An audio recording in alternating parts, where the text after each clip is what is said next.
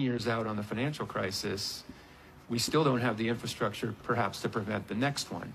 And I think this is where digital assets can really help, because an efficient digital asset can really solve some of the key problems in global liquidity.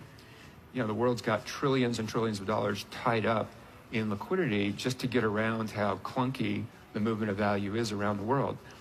If with a really efficient digital asset, something like XRP, and that's what we believe will be the most efficient, you can now reduce trillions and trillions of capital from being tied up. So you can make those transfers instantly as a bank or as a payment provider or as an enterprise without having to have money pre-positioned all over the world. If we knew in 2008 that a failure of Lehman Brothers would have only triggered $9 billion of market failure, we could have let it fail. Or we could have bailed it out, the government. Or the government could have put it up for sale. There would have been policy options available that were not available because of the lack of transparency. And here's the point I want to make.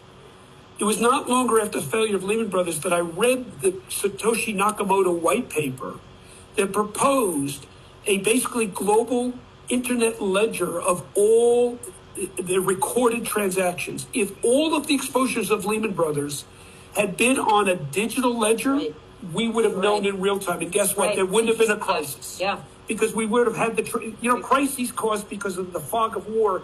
Nobody knows where the real exposure is. If all the exposure was written down on an immutable ledger, we would have known, and we could have taken steps to avoid a crisis. The attribute of a healthy liquid market is really resilience, and that is getting at the ability for a market to recover from a significant systemic event.